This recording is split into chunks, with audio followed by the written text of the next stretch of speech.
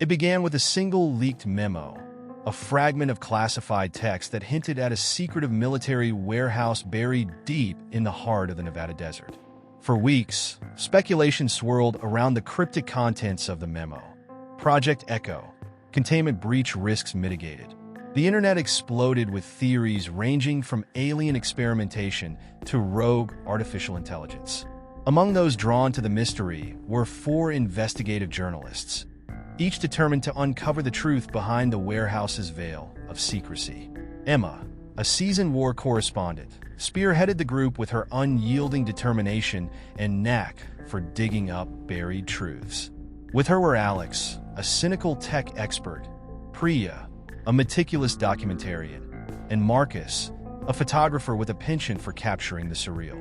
United by their hunger for a groundbreaking story, they devised a plan to infiltrate the site during a rare lapse in military patrols.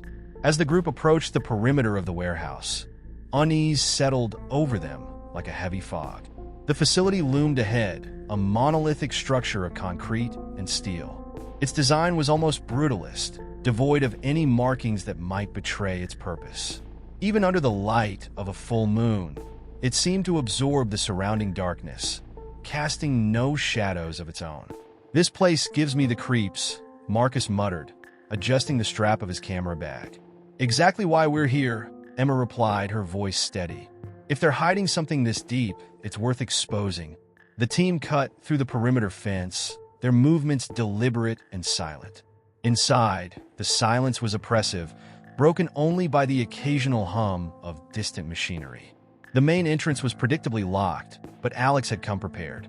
With a few clicks and sparks from his hacking device, the heavy steel doors groaned open, revealing a cavernous interior. The air inside was stale and cold, carrying the faint metallic tang of disuse. Rows of towering shelves stretched endlessly, lined with crates marked only by indecipherable alphanumeric codes. The group ventured deeper, their footsteps echoing unnaturally in the vast space.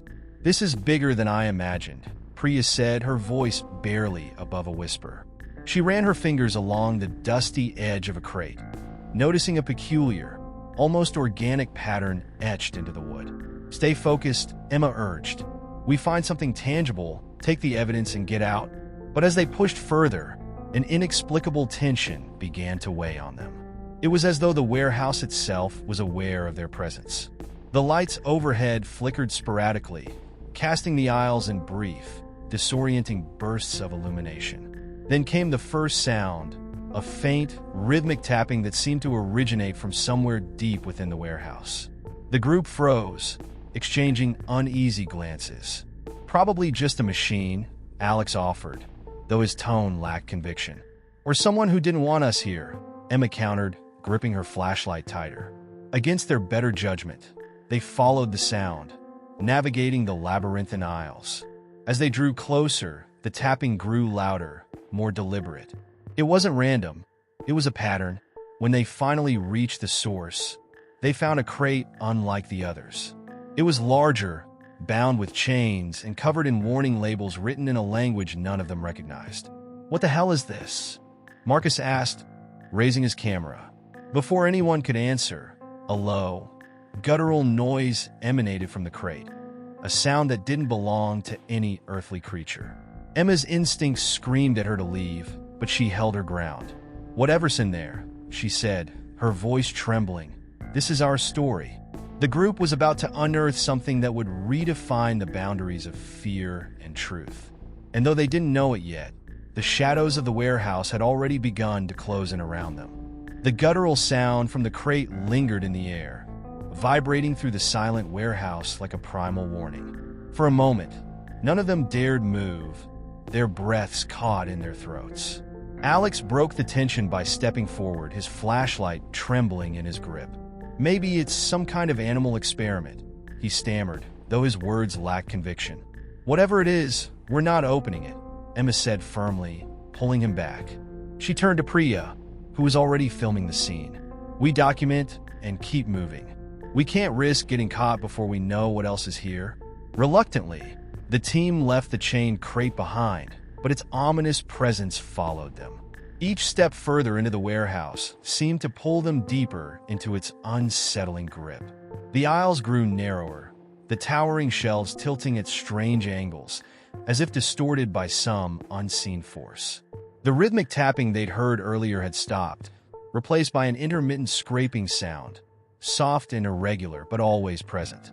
"This place isn't just abandoned," Priya whispered, breaking the silence. "It's alive." "That's ridiculous," Alex snapped, though he couldn't hide the tremor in his voice. "It's just an old building. Drafts, creaking metal, nothing supernatural." But even as he spoke, the air around them seemed to grow colder, heavier. The lights overhead flickered again, more violently this time, plunging them into brief bouts of total darkness. Each time the light returned, the space seemed subtly altered. A crate that had been to their left was now on their right. An aisle they'd just passed through appeared to end in a solid wall. "We need to mark where we've been," Emma said, her voice steady despite the growing tension. She pulled a piece of chalk from her pocket and began drawing arrows on the floor at every intersection.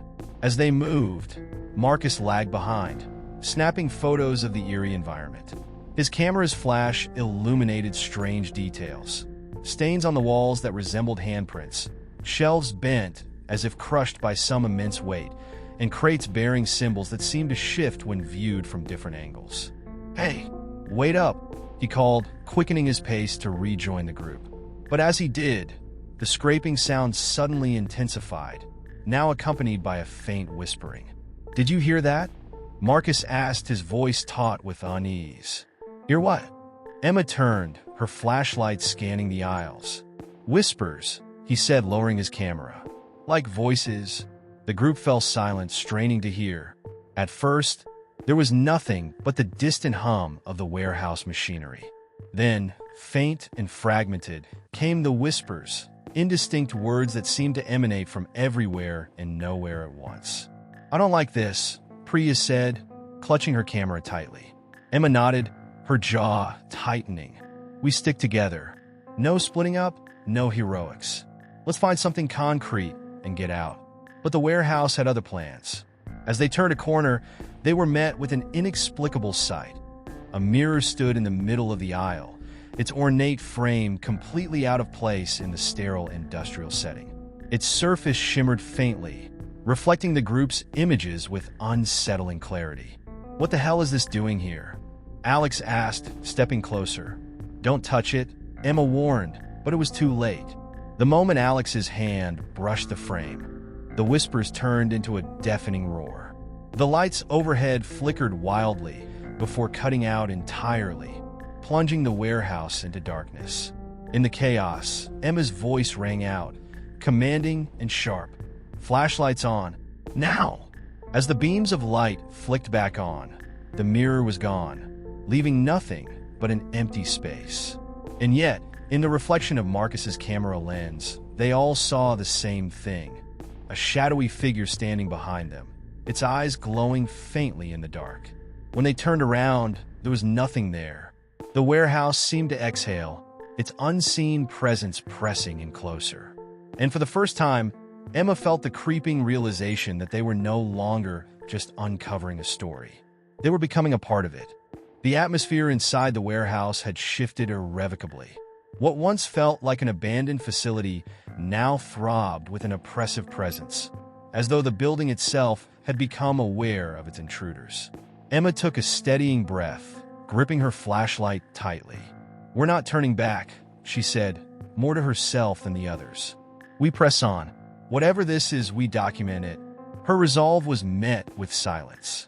The others seemed shaken, their faces pale and glistening with cold sweat. Priya clutched her camera, her knuckles white, while Marcus stared down the aisle where the mirror had vanished. Alex fumbled with his equipment, muttering something under his breath about electromagnetic interference. "Hey," Emma barked, snapping them out of their collective daze. "We knew this wasn't going to be easy. Whatever's happening here, we stick together or we don't make it out. Clear?" The group nodded hesitantly, their fear tempered by Emma's commanding tone. She led them further into the warehouse, marking the floor with chalk at every turn. But the deeper they ventured, the less sense the space seemed to make. The aisles grew tighter, the shelves taller, and the crates more sinister. Some emitted faint vibrations. Others oozed a viscous black liquid that pooled on the floor before disappearing as though absorbed by the concrete. "None of this is possible," Alex muttered, scanning the area with a handheld sensor. "The dimensions, the layout, it's all wrong. This place is shifting." Priya stopped filming long enough to shoot him a worried look. "What do you mean shifting?" "I mean it's changing," Alex said, waving the device in frustration. "The map I generated 5 minutes ago doesn't match where we are now. It's like the building is alive." Before anyone could respond, Marcus pointed his flashlight ahead.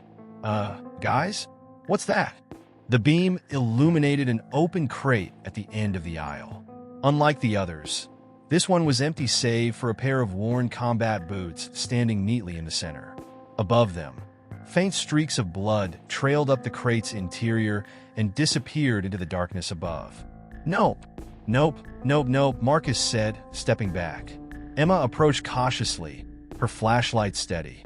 "Stay close," she ordered. As she peered into the crate, she noticed something carved into the wood. It was a symbol, circular, intricate, and eerily similar to the etchings they'd seen earlier. Beneath it, a single word was scrawled in jagged letters. "Run." She recoiled as a sudden, piercing noise erupted from the warehouse, a sound like metal grinding against bone. The ground beneath them trembled, and the shelves groaned as though they were being twisted by unseen hands. "Move!" Emma shouted, her voice barely audible over the cacophony. The team sprinted down the aisle, dodging crates that toppled from the shelves as the warehouse seemed to collapse inward.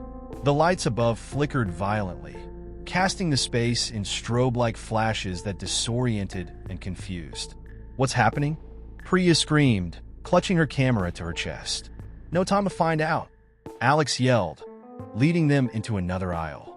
But as they ran, they realized the shelves had closed in behind them, cutting off the way they'd come.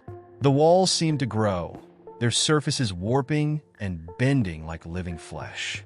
The aisle narrowed until they were forced to move single file, their shoulders brushing against the cold steel.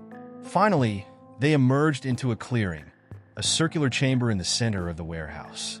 It was devoid of shelves and crates, but the floor was covered in more of the strange symbols. In the center stood a pedestal holding an unmarked black box. "Why is this here?" Marcus asked, panting. Emma didn't answer. Her eyes were locked on the box. It seemed to pulse faintly, as though it had a heartbeat. Against every instinct screaming at her to stay away, she took a step forward. "What are you doing?" Priya hissed. Emma's voice was low, almost hypnotic. This is it. This is what they were hiding." As her fingers brushed the surface of the box, the whispers returned, louder, more insistent. The floor beneath them shuddered violently, and a deep, inhuman voice echoed through the chamber. "You were warned." Before anyone could react, the ground split open, and the team was plunged into the darkness below. The fall seemed endless. Darkness engulfed them, and the air roared past their ears. Emma tried to scream, but the sound was swallowed by the abyss. When they finally hit the ground, it wasn't the bone-shattering impact she had expected. Instead, the surface was soft, yielding like damp moss, and reeked of decay. Emma groaned, blinking as faint light seeped into the space. It came from above, a dim, flickering glow from the cracks in the warehouse floor far above them. She pushed herself up, her hands sinking slightly into the spongy ground. Around her, the others stirred, coughing and groaning as they regained their bearings. "Is everyone okay?" Emma asked, her voice hoarse. "Define okay," Alex muttered, rubbing his shoulder. He winced, glancing around. "What is this place?" The cavern they had landed in was massive, its walls slick with a glistening black substance that pulsed faintly. The ground stretched out in uneven ridges, covered in the same strange symbols they had seen above. Thick, root-like tendrils snaked across the space, some pulsing as though carrying blood or energy. "This doesn't make sense," Priya said, clutching her camera tightly. Despite her fear, she instinctively raised it to film. The lens caught the eerie light reflecting off the walls, casting their surroundings in an otherworldly glow. "It's like the warehouse has a second layer," Marcus said, his voice trembling. "This isn't just underground. It feels alive." "Don't start with that again," Alex snapped, though his own unease was evident. He activated his handheld sensor, only for it to go haywire, the readings fluctuating wildly. "This thing can't even figure out where we are." "Calm down," Emma said sharply. She stepped forward, shining her flashlight into the cavern's depths. The beam barely penetrated the shadows, but she could make out a faint pathway ahead, framed by more of the writhing tendrils. "We need to move. Whatever's down here, we're not staying to find out." The group moved cautiously, their footsteps squelching against the damp ground. The air grew colder as they advanced, and the whispers from before returned, faint and disjointed, as if coming from within the walls. Emma glanced back at Priya, who had stopped filming to rub her temples. "Are you okay?" Emma asked. "It's the whispers," Priya replied, wincing. "They're not just random. I feel like they're talking to me." Before Emma could respond, a guttural growl echoed through the cavern, freezing them in their tracks. The sound was deep, primal, and far too close. They huddled together, their flashlights darting across the walls. For a moment, all was still. Then a shadow moved. "There!" Marcus shouted, pointing toward the far end of the cavern. A hulking figure emerged from the shadows, its form indistinct but massive. Its movements were unnatural, jerking as though it were being controlled by strings.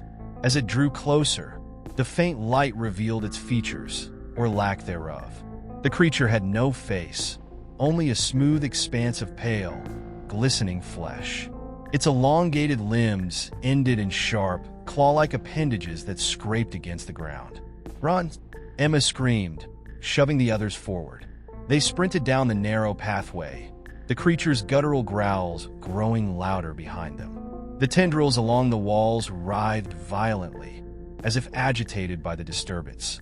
Emma led the way, her flashlight bouncing wildly in the darkness. "Where are we even going?" Alex yelled, his breath ragged. "Anywhere but here," Emma shouted back. The path twisted and turned, leading them deeper into the cavern. The growls faded slightly, but the whispers grew louder, more insistent. They spoke in a language none of them understood, yet the tone was unmistakably malevolent. Finally, they emerged into a smaller chamber. At its center stood a pedestal identical to the one in the warehouse above. On it sat another black box, but this one was slightly ajar, emitting a faint, pulsing light. "No," Marcus whispered, stepping back. "Not again." Emma approached cautiously, her flashlight illuminating the box. The symbols etched into its surface seemed to writhe under the light, shifting and rearranging themselves. As she reached for it, Priya grabbed her arm. "Don't," Priya pleaded, her eyes wide with terror. "It's a trap. Can't you feel it?" Emma hesitated, but before she could decide, the growls returned, closer this time. The creature was on their trail, and they were running out of time. "We don't have a choice," Emma said, her voice resolute. She gripped the edges of the box and pulled it open. The cavern erupted with light, blinding and all-encompassing.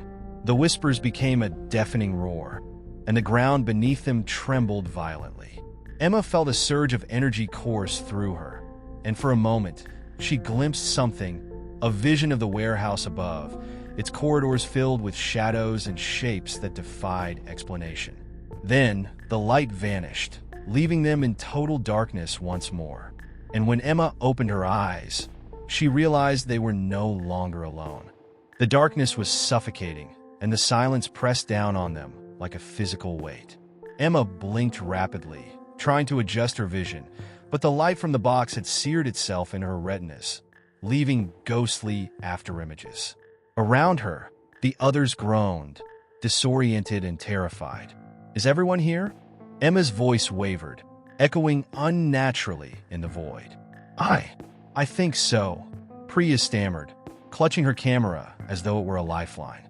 Her breathing was erratic, and she clung to Alex for support. Marcus was the first to notice the change. "Guys," he whispered, his voice tinged with dread. "We're not alone." The air around them felt heavier, charged with an unnatural energy. Emma strained her ears and heard it, a faint, rhythmic sound like labored breathing. Slowly, shapes began to materialize in the darkness, faint outlines of figures that seemed to shimmer like heat waves. They were humanoid but wrong. Their proportions were off, their movements jerky and unnatural. "Stay close," Emma hissed, her flashlight trembling in her hand. She swept the beam across the space, and the figures recoiled, hissing in unison. Their faces, or what passed for faces, were featureless, smooth plains of translucent flesh. "What are they?"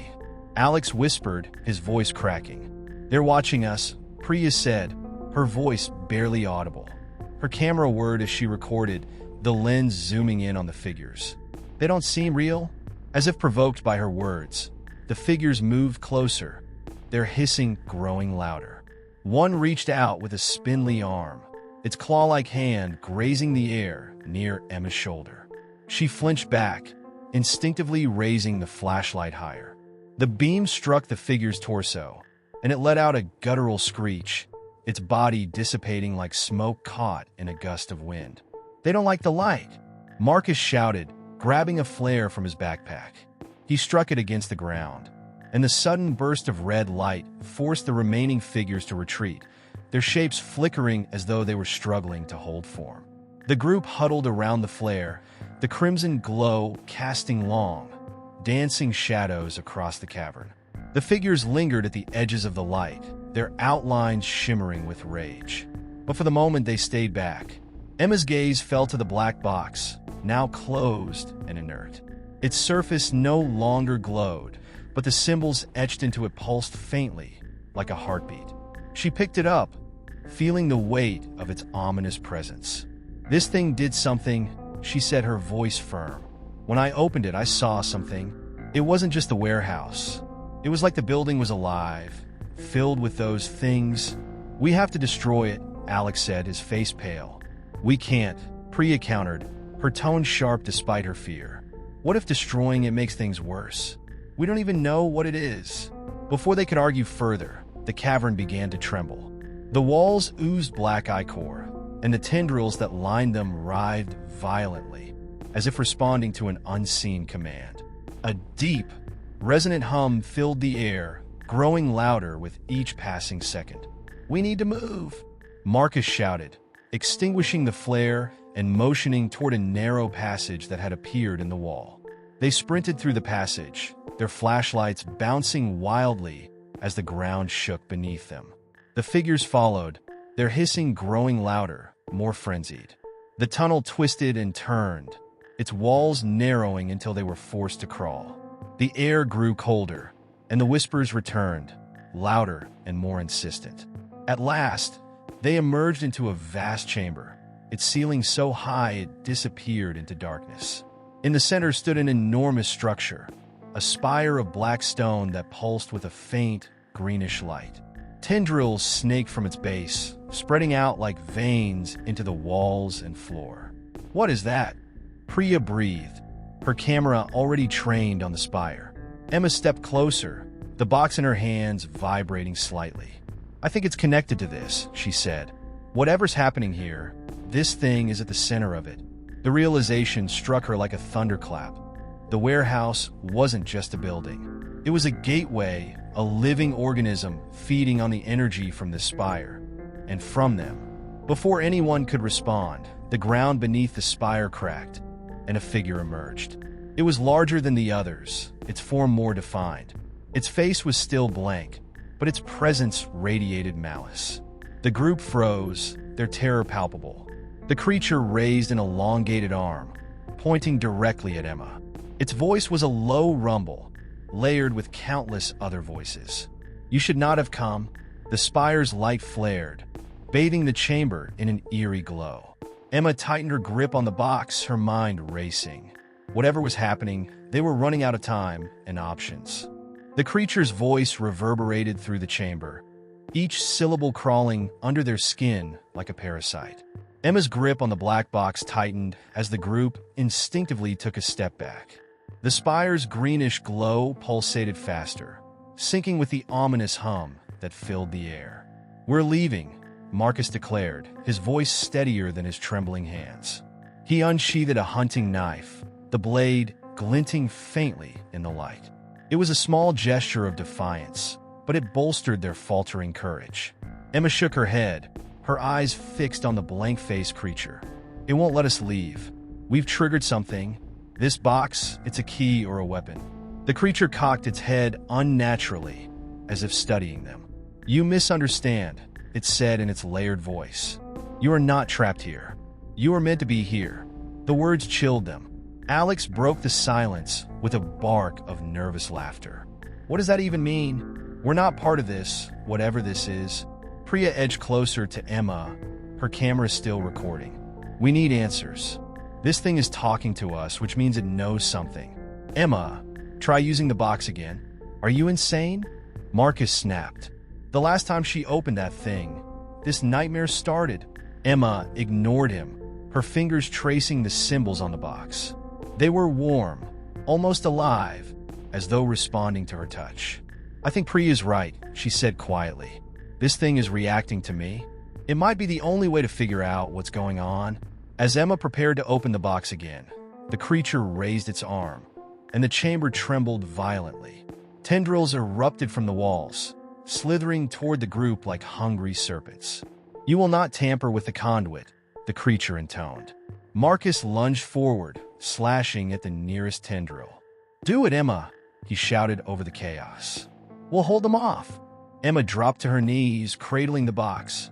Her heartbeat thundered in her ears as she pressed her fingers against the grooves of the symbols. The box responded with a faint vibration, then clicked open. A blinding light spilled forth, accompanied by a cacophony of voices. Human voices, screaming, pleading, laughing. Through the light, Emma glimpsed images.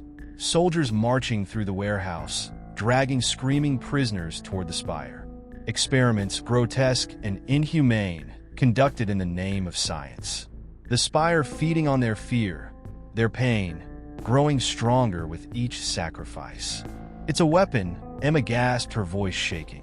"This place is not a warehouse. It's a feeding ground, and the spire is the heart of it all." The creature let out a deafening roar, its form flickering like a glitching hologram. "You have seen too much," it growled, its voice losing cohesion. The tendrils surged forward, but Priya, Alex, and Marcus fought them off with desperate ferocity. Priya swung her camera like a club. Alex used his flashlight as a makeshift baton, and Marcus's knife gleamed as he hacked at the writhing mass. But it wasn't enough. One tendril wrapped around Alex's ankle, dragging him toward the spire. He screamed, clawing at the ground. Priya lunged to help him, but another tendril caught her wrist, yanking her back. "Emma, do something!" Marcus bellowed, slashing wildly. Emma stared at the box, her mind racing. It wasn't just a key. It was a link to the spire. If she could sever the connection, maybe they could stop this nightmare. Without hesitation, she plunged her hand into the light. Pain shot through her arm, but she didn't pull back. The box's symbols burned against her skin, and she felt the weight of the spire's power coursing through her. She saw flashes of memories, lives consumed by the spire, their faces twisted in agony. "Let them go," she screamed, focusing all her will on the box. The spire's glow faltered, and the tendrils recoiled, releasing Alex and Priya. The creature shrieked, its form collapsing in on itself. The chamber quaked violently, cracks spreading across the floor and walls. "Run!" Emma shouted, slamming the box shut. The group didn't need to be told twice. They bolted toward the tunnel, the ground crumbling behind them. The creature's screams echoed in their ears as the spire's light dimmed, plunging the chamber into darkness. When they finally emerged into the relative safety of the cavern, they collapsed, gasping for air. The box sat silent in Emma's lap, its once pulsing symbols now dark. "We're not safe yet," she said, her voice grim. "Whatever's in this box, it's not done with us. And neither is that spire." The group exchanged fearful glances, the weight of their discovery settling over them. The nightmare wasn't over. It was only just beginning. The air in the cavern felt heavier, as though the spire's lingering energy clung to them, unseen but oppressive. The group huddled in a circle, their faces illuminated by the faint glow of Priya's flashlight. Emma cradled the box in her arms, her fingers twitching involuntarily. The symbols had burned an imprint onto her palm, a faint lattice of alien shapes that throbbed like a second pulse. "We can't go back," Alex muttered, still clutching his ankle where the tendril had ensnared him. "And we can't stay here. That thing is still alive. I know it." Priya inspected the camera screen, her hands trembling. "I recorded everything," she whispered, more to herself than anyone else. "The spire, the creature, the tendrils. If we get out of here, people will believe us." Marcus shook his head. "If we get out of here, the last thing we should do is tell anyone. This isn't just some government experiment gone wrong. This is something bigger, something we don't understand." Emma looked up, her voice surprisingly steady. "The box, it's connected to the spire. It showed me things, memories, events, people who were consumed. The spire feeds on fear and pain, but it doesn't destroy them completely. It stores them like data in a server. Whatever's in here," she gestured to the box. "It's part of that process. We need to figure out how to stop it." "Stop it?" Marcus scoffed, pacing in agitation. "Are you hearing yourself? We don't even know what it is.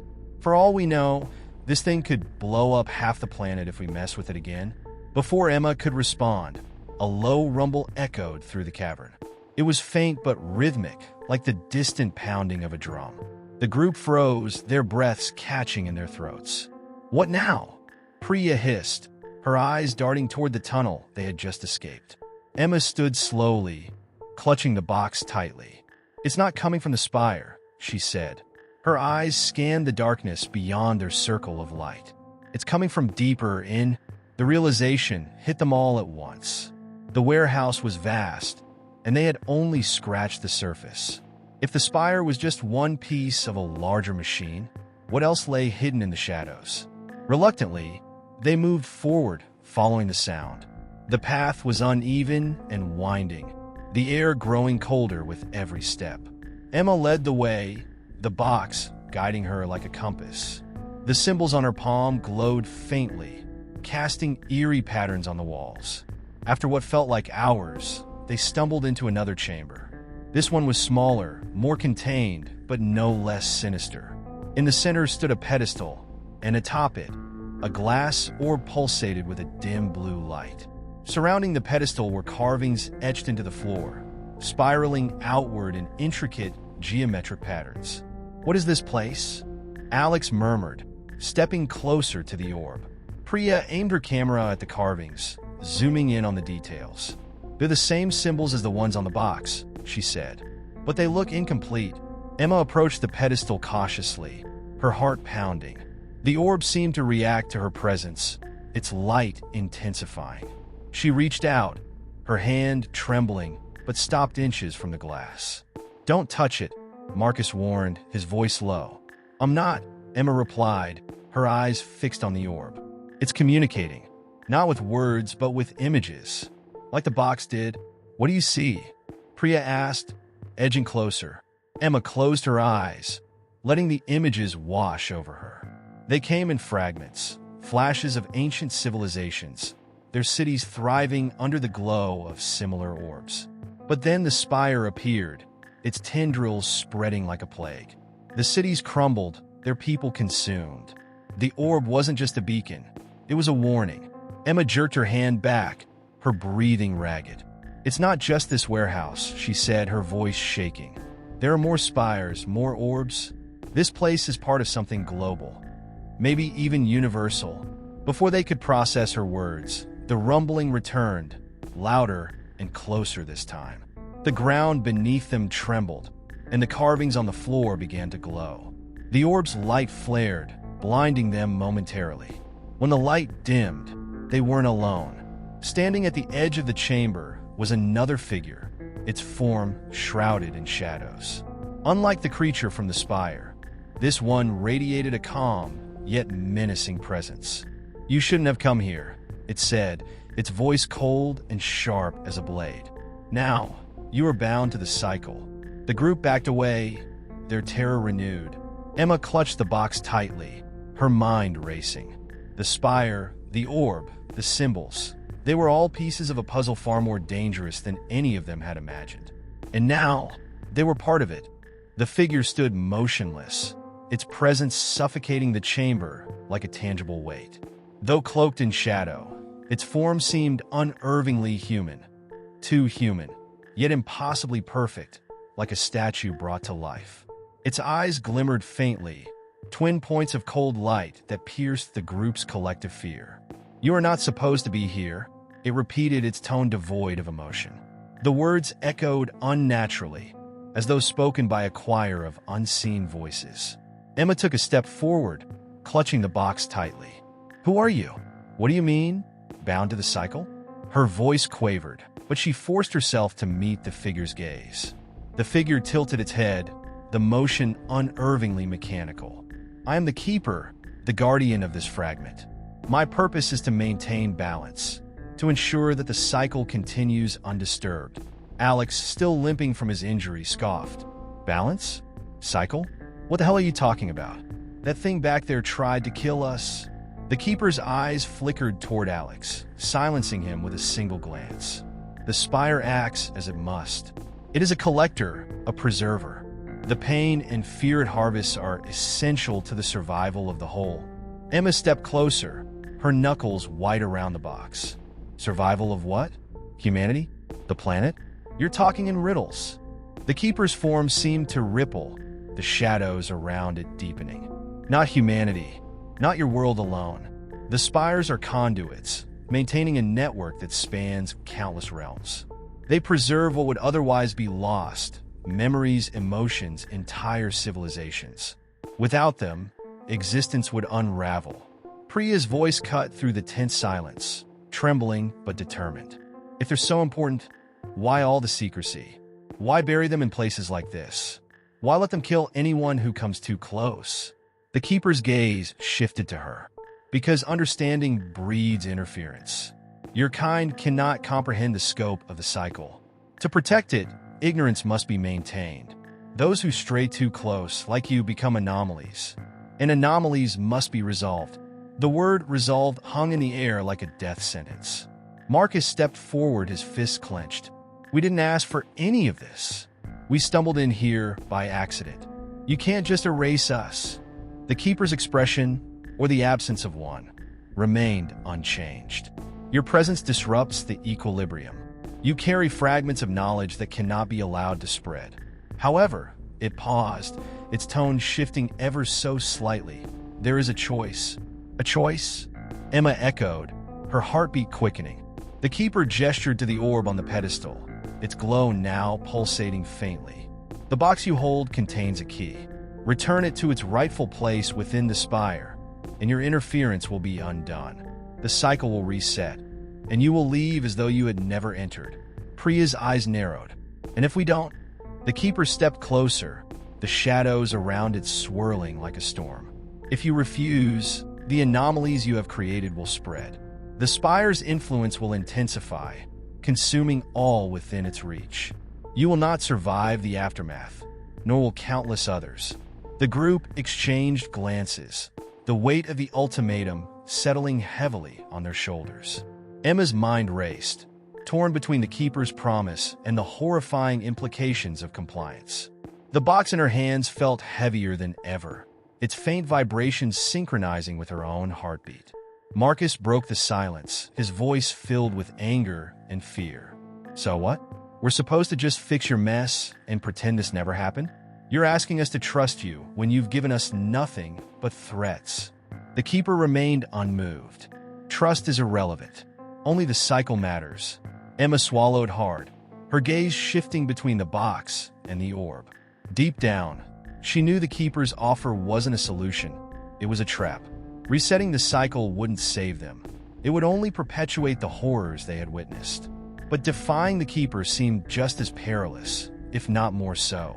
"I need time to think," she said, her voice barely above a whisper. The keeper stepped back, its form dissolving slightly into the surrounding shadows. "Time is finite," it said, its voice fading. The choice must be made. As the keeper vanished, the chamber grew eerily silent once more. The group stood frozen, the weight of the decision pressing down on them. The orb's light flickered ominously, as if mocking their hesitation. Emma tightened her grip on the box, her mind swirling with uncertainty. They had been thrust into a game they couldn't understand, with stakes far beyond their comprehension. And now, every step forward felt like a step closer to the edge of an abyss.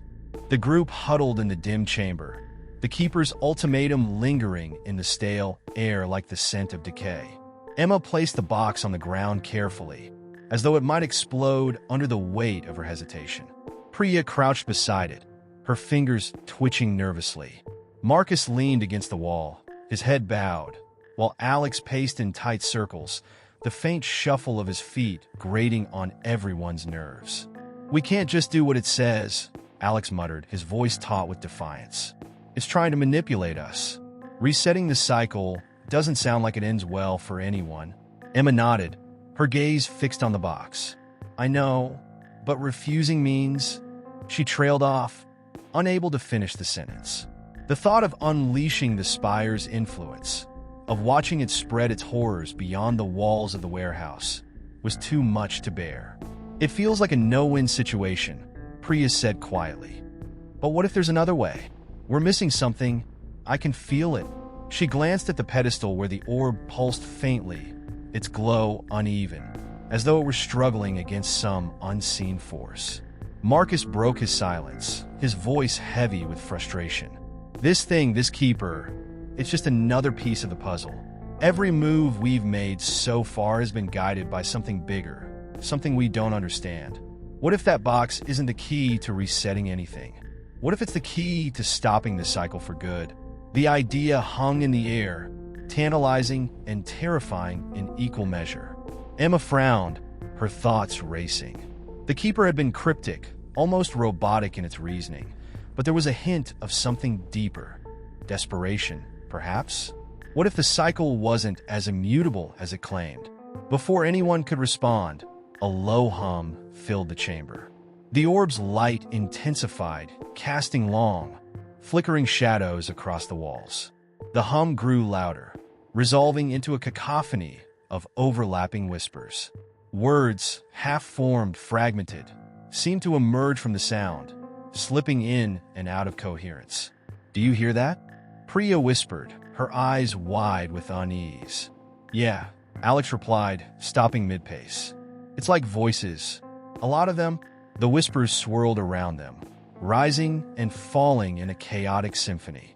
Emma strained to make sense of the words but could only catch fragments. Sacrifice, memory, escape, end. The box on the floor began to vibrate, its surface glowing faintly in response to the orb's light. "We have to do something," Priya said, her voice rising in panic. "This isn't just a warning. It's building up to something." Marcus stepped forward, his jaw set with determination. "We need to break the connection. If the spire feeds on fear and pain, maybe we can cut it off at the source." "How?" Alex asked, his tone skeptical. "We don't even know what we're dealing with." But Emma was already moving. She snatched up the box and approached the pedestal, her heart pounding in her chest. The whispers grew louder, more frantic, as though the spire itself could sense her intentions. The orb's glow became erratic, casting the chamber in bursts of blinding light and impenetrable darkness. "Emma, wait!" Priya called, but Emma didn't stop. Her instincts told her that this wasn't about the keeper's ultimatum or even the spire itself.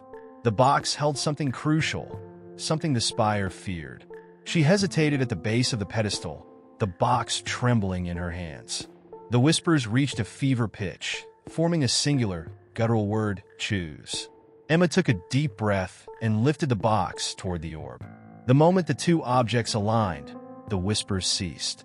The chamber plunged into silence, the oppressive quiet ringing in her ears. Then the orb exploded, not with fire or force, but with an outpouring of light that seemed to stretch infinitely outward. Emma staggered back, shielding her eyes, as the chamber warped around them. The walls seemed to melt away, revealing a vast, swirling void beyond. Shapes moved within it, faint and indistinct, like shadows cast by unseen flames. "What did you do?" Alex shouted, his voice barely audible over the roar of the void. "I don't know," Emma cried, clutching the box tightly. Its glow had dimmed, but its vibrations continued, pulsing in time with her racing heartbeat. The shapes in the void began to coalesce, forming grotesque, towering figures that loomed over the group. They had no faces, only hollow, gaping voids where eyes and mouths should have been. Their movements were slow but purposeful, as though drawn to the box in Emma's hands. "This wasn't supposed to happen," Marcus muttered, his voice tinged with fear. "We've made it worse." But Emma wasn't convinced. The figures weren't attacking. They were waiting. For what? She didn't know, but a flicker of hope ignited within her. Maybe, just maybe, this was their chance to break free from the spire's control. "We have to keep going," she said, her voice steady despite the chaos around her. "Whatever this is, it's part of the answer. We're closer than we think." The others hesitated, their fear palpable. But one by one, they nodded, steeling themselves for whatever lay ahead. Together, they stepped into the void, leaving the shattered chamber and the remnants of the cycle behind. The void stretched endlessly, a yawning chasm that seemed to consume all light, sound, and sense of direction. As Emma and the others stepped into it, the world they knew dissolved behind them. The walls of the warehouse, the keeper, the orb, all vanished as though they had never existed. There was no ground beneath their feet, no sky above them, only an oppressive, infinite darkness. The figures they had seen in the distance, towering and faceless, now swirled around them. They moved with a slow, deliberate grace, circling Emma and her companions. Their forms were formless, shifting and bending in ways that defied logic. It was as though reality itself was warping, reacting to their presence. Emma gripped the box tightly, its pulse steady but unervingly loud in the suffocating silence. The others followed suit, their steps cautious, hesitant. No one spoke. The vast emptiness around them was suffocating, and the only sound was the faint echo of their breathing. "What is this place?" Priya's voice broke the silence, sharp with confusion and fear. "Where are we?" "I don't know," Emma admitted, her voice distant, as if she, too, was struggling to comprehend what was happening. "But this is where the spire ends or begins. It's like we're inside it now, or something connected to it." The void seemed to respond, the figures surrounding them pulsating as though they were drawn to the words. They didn't speak, but their presence was felt, an overwhelming pressure, an unspoken understanding that they were part of something far larger, far more ancient than they could fathom. Marcus shuddered, looking at the figures with dread. "These things, they're not real. They're like shadows of something else." "What are they?"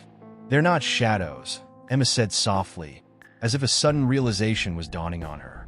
"They're memories, fragments, pieces of whatever this cycle is. They're manifestations of something that exists here, but not in the way we understand." Her words seemed to disturb the air itself.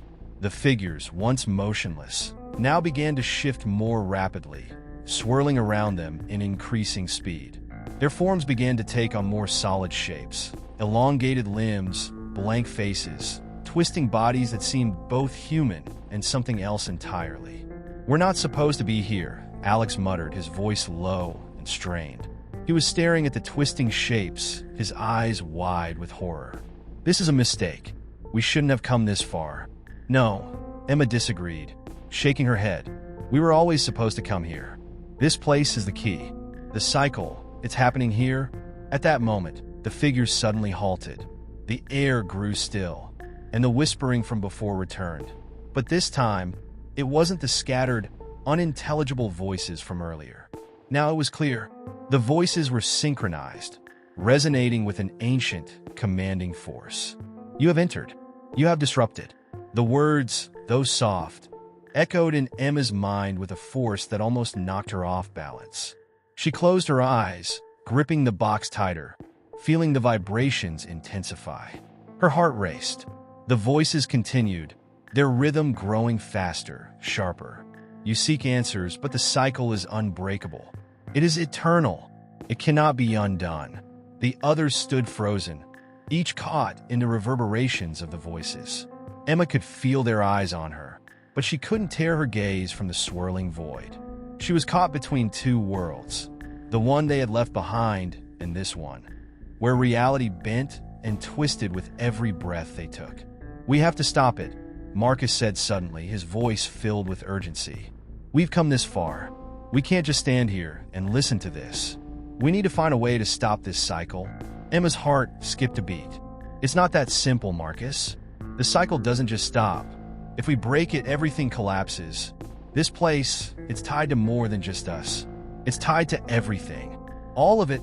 Priya's face was pale, her eyes wide with fear. "What do you mean? Everything? What do you think is going to happen?"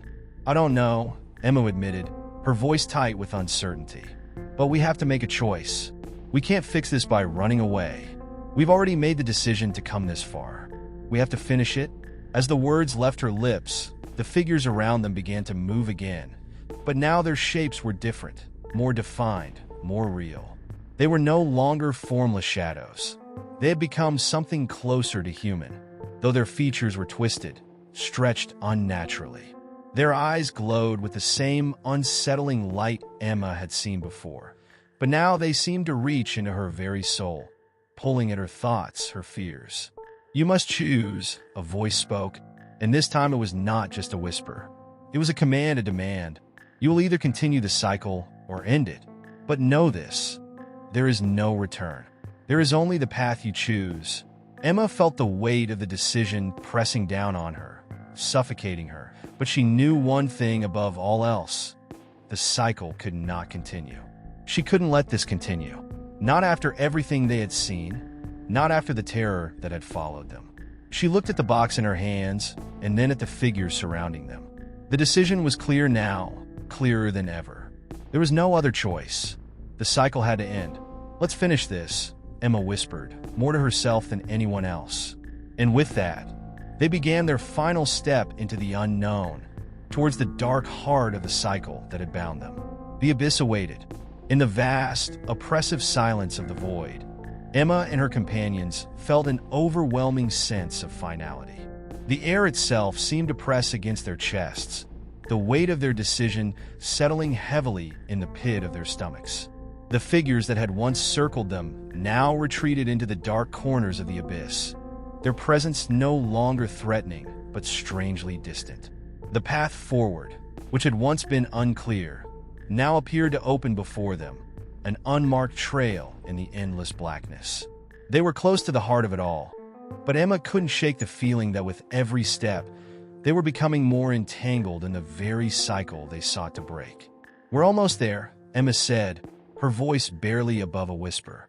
She could feel the box pulsing in her hands, its rhythm steady but increasingly urgent. It was as if the very artifact itself was aware of what was at stake. As much as she had wanted to deny it, there was a part of her that understood the weight of what they were about to face. This was no longer about uncovering secrets or solving riddles. It was about making an irrevocable choice. Marcus nodded silently, his face drawn tight with anxiety. Priya and Alex exchanged nervous glances, the tension palpable. No one spoke. The journey they had embarked upon had already taken so much from them.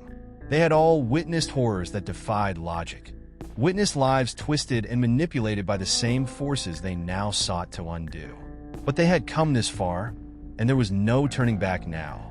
As they moved forward, the shadows that had once felt like distant memories began to coalesce once more. The air grew colder, the darkness deeper. The very ground beneath their feet seemed to shift, as though the space itself was warping in reaction to their presence. It was as if the cycle itself was aware of them, was watching, waiting for them to make their final move. They stopped in unison as the void before them began to shimmer. It was subtle at first, just a flicker of light, a ripple in the darkness. But soon, the ripple expanded, and in the blink of an eye, the darkness was replaced by an image. A scene began to form, as if someone had pulled a veil away from reality itself. Emma's breath caught in her throat as she recognized it. It was the warehouse, the very place they had started. But it wasn't the warehouse they knew. The walls were different, the floors twisted in ways that defied their sense of space.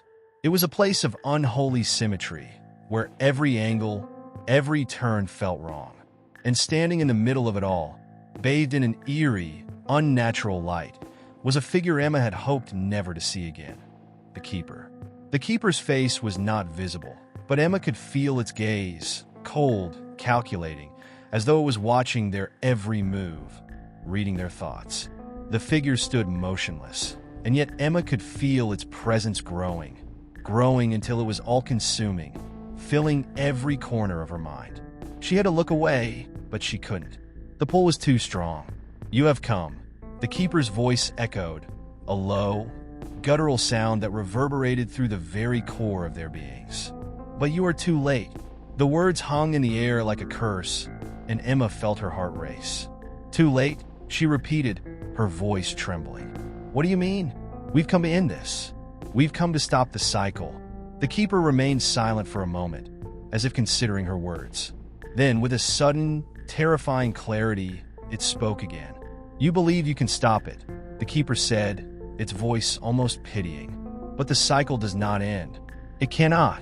You are but one of its endless iterations. The path you walk has already been decided. Your actions, your choices, they are part of the design, a necessary part of the cycle." Emma's mind reeled. The implications were staggering. All the horrors they had witnessed, the visions, the twisted creatures, the endless corridors, had been part of a cycle? A design? Was their entire journey, all the suffering, just a predetermined event, a loop they were trapped in? "No," Emma whispered, her voice shaking with disbelief.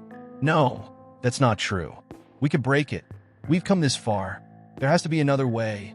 The Keeper's figure seemed to shimmer, distorting for a moment before it grew more solid, more defined.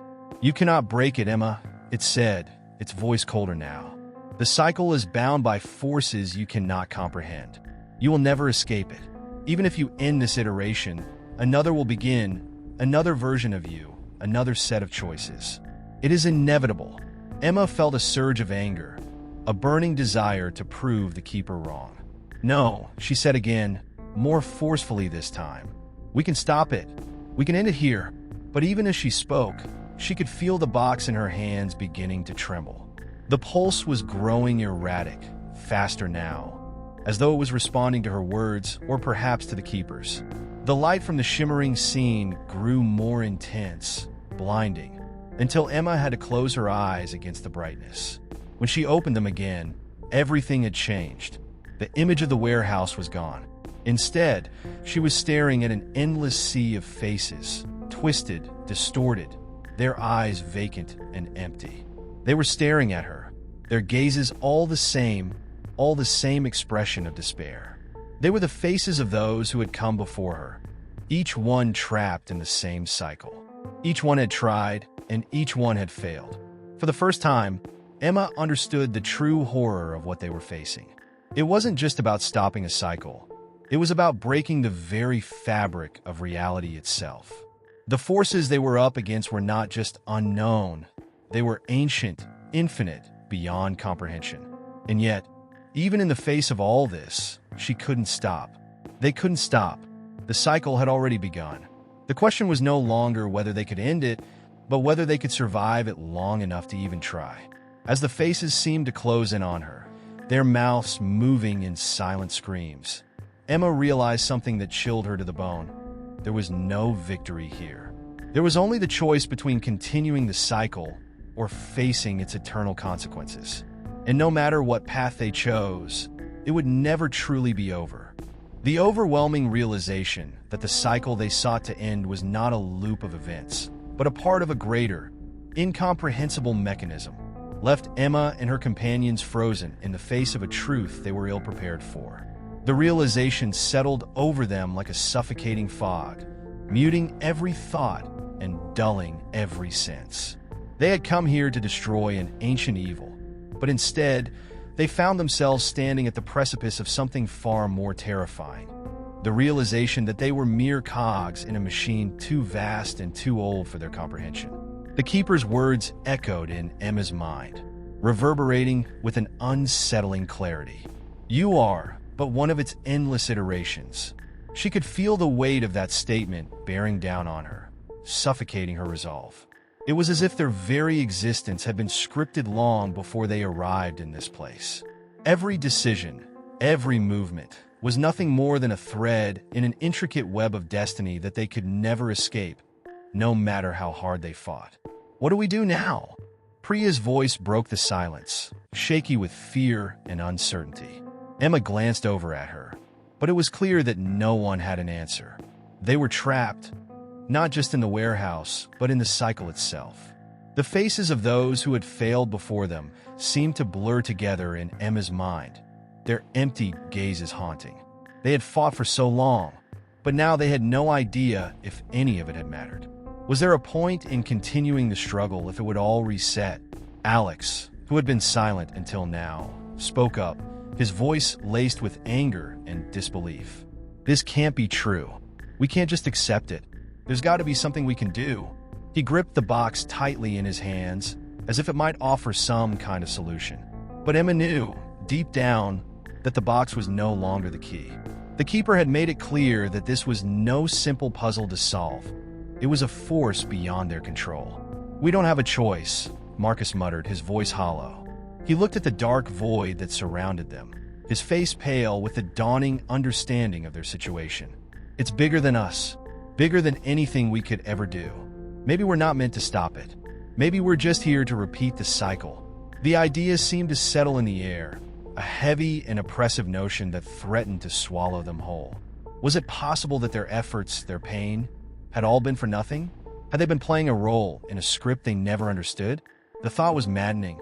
They had come to this place with a singular goal, to end the cycle. But if what the keeper said was true, then that goal had always been a mirage, a lie to keep them moving forward until they too became part of the endless loop. Emma felt a cold, sick sensation creeping up her spine. She glanced around at her friends, their faces reflecting the same doubts, the same fear. She had led them here, promised them that they could break free from the nightmare that had haunted them. But now, the nightmare was their reality. How could she look them in the eyes and tell them that it had all been futile? Maybe the only choice we have left is to accept it, Emma said, her voice low, almost as if she were speaking to herself. Maybe we can't change anything, but we can choose how we deal with it. We can choose to keep going, to make it through this iteration, and then maybe we'll be free. Her words hung in the air like a fragile thread, an attempt at hope in the face of despair. But deep inside, Emma wasn't sure she believed them. How could anyone make a choice when the outcome was already determined? How could they make peace with the fact that no matter what they did, they would always end up back here, in this same place, facing this same decision? The darkness around them seemed to respond to her words, shifting and pulsating with an eerie rhythm. It was as if the very space they inhabited was aware of their inner turmoil, feeding off their fear and doubt. The more they struggled, the more the cycle tightened its grip on them. Then, just as the air grew heavy with the weight of their uncertainty, something shifted. A sound, faint at first, like the distant hum of an engine, began to resonate through the warehouse. It was a low, mechanical noise, vibrating through the walls, the floors, the very ground beneath their feet. At first, they thought it was just a trick of the mind, another manifestation of the cycle's manipulation. But the sound grew louder, clearer. It was real. Emma's heart pounded in her chest as she turned toward the source of the noise. The walls, once so dark and featureless, were now shifting, revealing something hidden beneath the surface. There was a door, hidden in plain sight, almost imperceptible in the shadows. But it was there, a faint outline of something they hadn't noticed before. "Look," Emma whispered, her voice trembling. "That wasn't there before." Without thinking, she stepped toward the door, the others following hesitantly behind her. As they approached, the door seemed to draw them in, beckoning them forward. It wasn't a door in the traditional sense. It didn't have a handle, nor did it open like any door they had seen before. It was more like a portal, a tear in the fabric of the space they inhabited. As Emma reached out to touch it, The air around them seemed to vibrate with an intensity that made her skin prickle. The hum of the sound intensified, now accompanied by a low, resonant pulse, as though the very essence of the warehouse was alive, breathing, shifting. "Are we sure about this?" Alex asked, his voice tense. "We don't know what's on the other side." Emma didn't have an answer. But in that moment, with the weight of their choices bearing down on her, she knew that they had to take the risk. They had come this far, and perhaps, just perhaps, this door was the final choice they had left. The choice to move forward into the unknown, to find whatever lay beyond the cycle, or to remain forever trapped in the repeating pattern of their fates. With a deep breath, Emma pushed forward, her hand brushing against the surface of the door. The pulse grew stronger, the sound louder, until the very air around them seemed to crackle with energy. And as her fingers made contact, the door gave way, not with a creak or a groan, but with a sudden, blinding light that consumed everything in its path. As the light consumed everything around them, Emma and her companions found themselves suspended in a moment that defied comprehension. It wasn't just brightness, no, it was something more profound. The light had texture, a swirling mass of energy, bending the very laws of reality. Time itself felt like it had dissolved into a fluid state, no longer tethered to its normal progression. For what seemed like an eternity, they drifted through this blinding void, their bodies weightless, but their minds overwhelmed by an indescribable sensation of being both everywhere and nowhere at once. The air around them hummed with an unsettling harmony, like the resonance of 1,000 voices speaking in unison. There was a strange, almost hypnotic quality to the sound, as though they were being drawn into something ancient, something alive. Emma couldn't discern where the sound was coming from. It surrounded them, filled their ears, their very souls. She felt an unnatural pull, as if something was calling to her, something ancient that demanded her attention. But she couldn't grasp what it was or where it was coming from. Then, as abruptly as it had begun, the light faded. The disorienting hum vanished, and Emma felt her feet touch solid ground once again. She blinked, trying to adjust her eyes, but the surroundings were as strange as the sensation that had washed over her. The warehouse, the door, the machine-like hum, they were all gone. In their place, a vast, barren landscape stretched out before them, endless and desolate. The horizon was a blur of dark, shadowed shapes, as if the world was on the brink of collapse, or perhaps already in ruins. The ground beneath them was cracked and dry, as though it had been scorched by some unimaginable force. The air smelled of dust and decay, a stifling reminder of the passage of time. How long? Emma could not tell. There were no stars in the sky, no sign of life, just an oppressive silence that felt like a weight pressing down on them. "What is this place?" Marcus asked, his voice tinged with fear. He looked around, as if trying to make sense of their surroundings. But nothing made sense. The landscape before them seemed both familiar and foreign, like a forgotten memory they couldn't quite place. Emma stepped forward, her mind racing with questions. Was this another layer of the cycle? A place between iterations? Or had they crossed into a realm entirely different from the one they knew? The thought sent a chill through her. If the cycle was endless, if they were trapped in this web, then what did it mean to step outside of it? Were they truly free? Or were they simply in another version of the same nightmare? As she looked around, trying to make sense of it all, a figure appeared on the horizon. It was tall, cloaked in shadows, but its outline was unmistakable. The Keeper. Emma's heart skipped a beat. Was this another test? Another trap? She could feel the tension in the air rise, a heavy expectation that hung like a storm cloud above them. The Keeper moved toward them with an eerie, unhurried pace, its presence filling the void with an unspoken authority. Its features were obscured by the darkness, but Emma could sense its gaze, sharp, unblinking, and unwavering. The figure stopped just short of where they stood, its presence radiating an undeniable power. "You have crossed beyond," the Keeper's voice boomed, resonating deep within their minds. "Beyond the cycle, beyond what is known. But this place, this moment, is not an end. It is but another beginning." Emma's stomach twisted. "What do you mean?" she demanded, her voice shaking with a mixture of fear and anger. "We thought we were breaking free. We thought we were done with the cycle." The keeper tilted its head slightly, as if considering her words. "You are not free. Not yet. You have crossed into the realm of forgotten futures, the place where all paths converge. Here, time is no longer linear. Choices have no consequences, for the future is already decided." Emma's mind reeled. "No, that can't be true. There has to be a way out. There has to be something we can do." The keeper's gaze seemed to pierce her very soul. "You misunderstand. You cannot leave because you were never meant to. This place, this moment exists outside of the cycle. But the cycle itself is endless. What you are witnessing now is the culmination of countless iterations, countless decisions, all leading to this point. Then why bring us here?" Priya's voice cracked with frustration. "Why show us this place if we have no power to change anything?" The keeper's eyes glowed with an unearthly light, to show you that even in a world of endless repetition, there is still choice. Even in this place, beyond time, there is power. But it is not the power you sought. It is the power to accept. Accept what? Alex asked, his voice barely a whisper.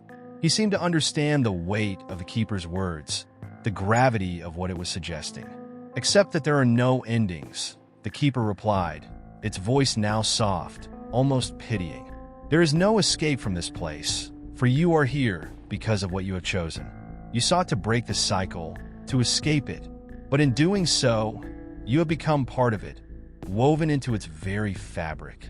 Emma's pulse quickened. "No, this can't be it. We've been through too much. We fought too hard."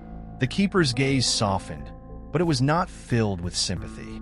The hardest truths are often the most difficult to accept. You have crossed into the realm of forgotten futures because you cannot escape your past. The cycle will never be broken, for it exists as the backbone of all reality. But you still have a choice. You may choose to continue, to walk the path you've always walked, or you may choose to fade, to disappear into the void of all possibilities. The weight of the keeper's words pressed down on Emma's chest like a heavy stone. They had never truly been free. They had been caught in the endless ebb and flow of existence, trapped within a reality that was as much a prison as it was a part of the universe's design. "Why did you bring us here?" Marcus repeated, his voice now edged with a mix of sorrow and disbelief. The keeper said nothing at first. Then finally it spoke, its voice grave, "To show you that the future is not a single path. It is 1,000 possibilities, and each one is bound to the choices you make. But you will never escape the cycle. You will always return, again and again, until you understand what it truly means to make a choice." Emma stood motionless, the weight of the words crushing her spirit.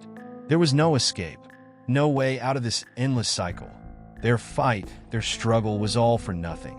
They were simply fragments of a forgotten future, wandering through a landscape of lost possibilities. And yet, in the stillness of that barren place, there was something else, a glimmer of understanding, the power to accept the futility of their struggle, and yet, perhaps, to find meaning in it. For even in a cycle that could never be broken, the choices they made still mattered. In the end, maybe that was all they could hope for. The freedom to choose, even if the outcome was already written.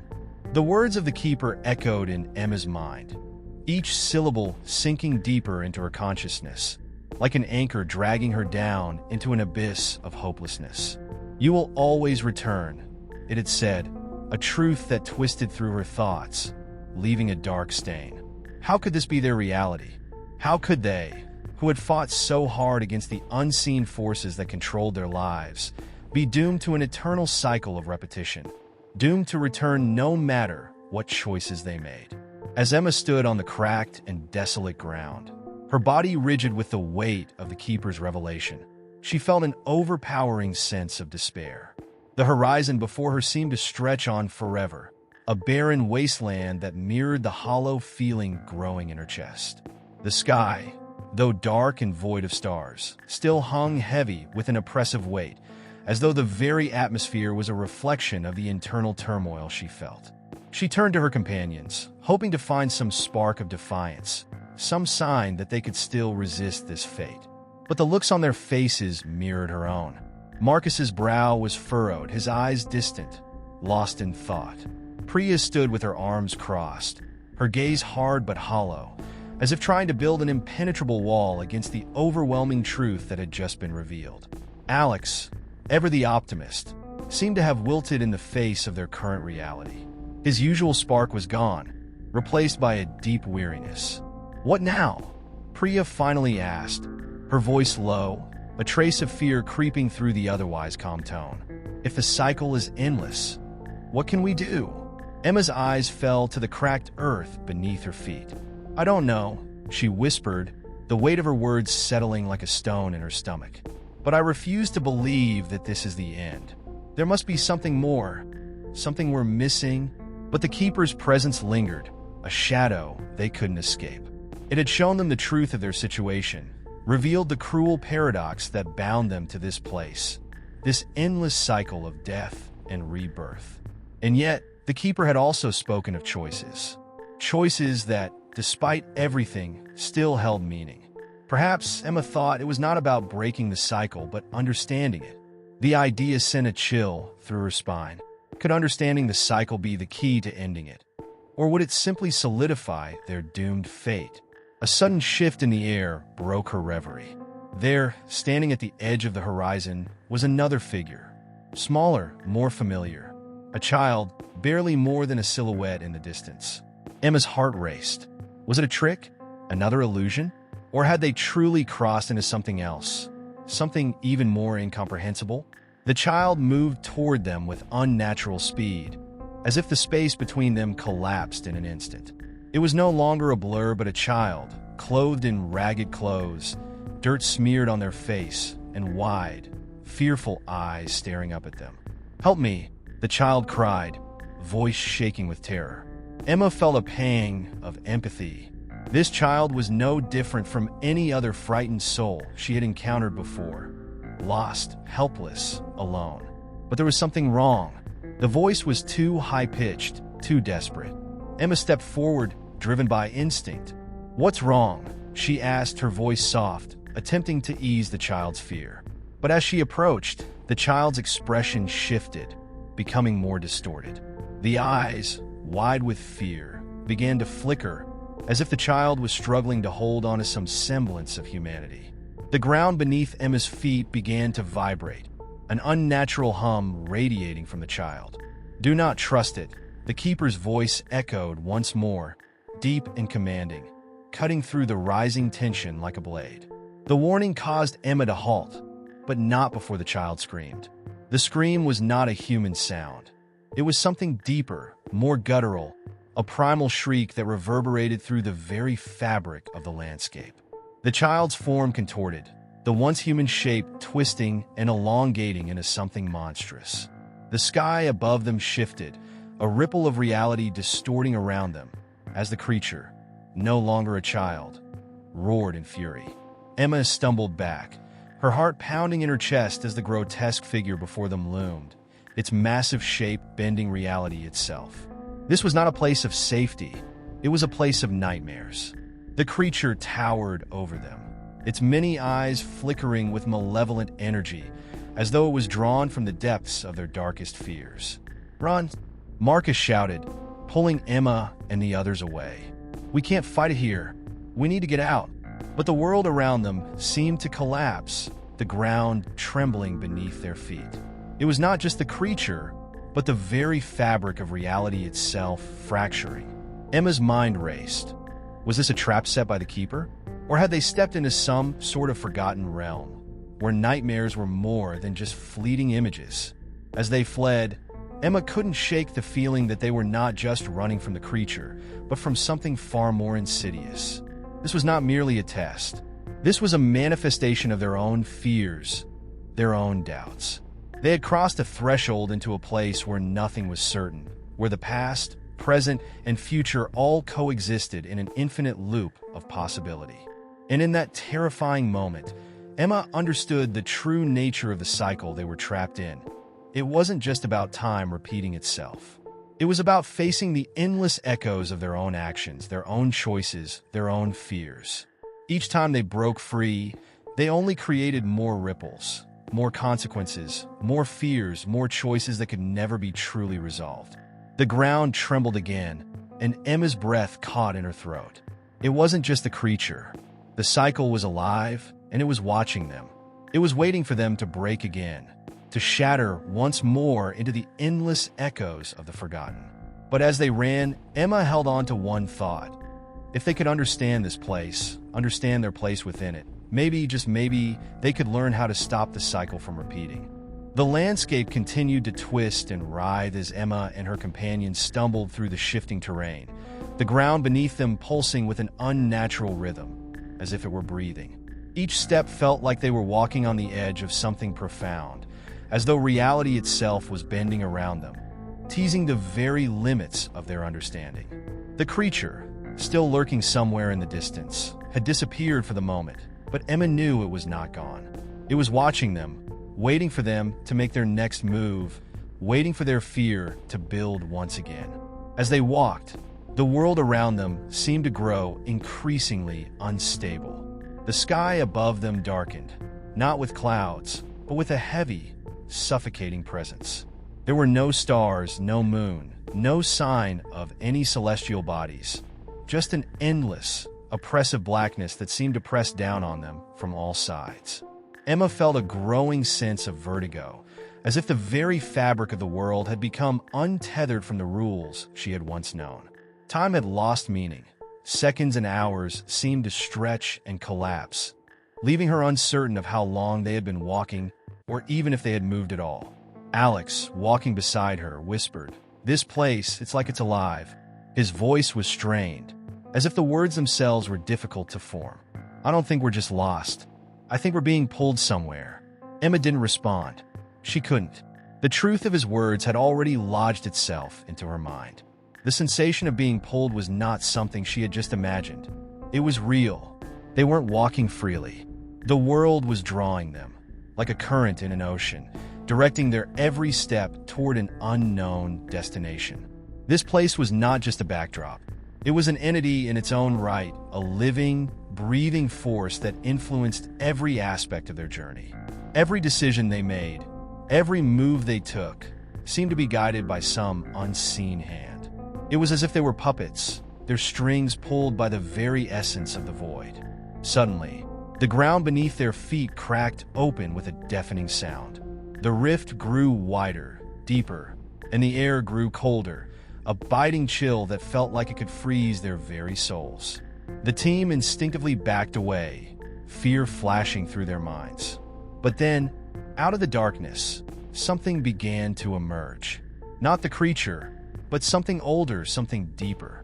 Shadows coalesced into a shape, a figure, tall and shadowed, its features indistinct, like smoke or fog.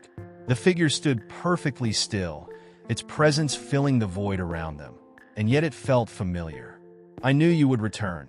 The figure's voice reverberated through the air, a low, resonating sound that seemed to come from everywhere and nowhere at once. It was a voice Emma knew all too well, a voice she had heard in fleeting moments before, in dreams, in warnings and whispers. "No," Emma whispered, shaking her head. "Not you. Not again."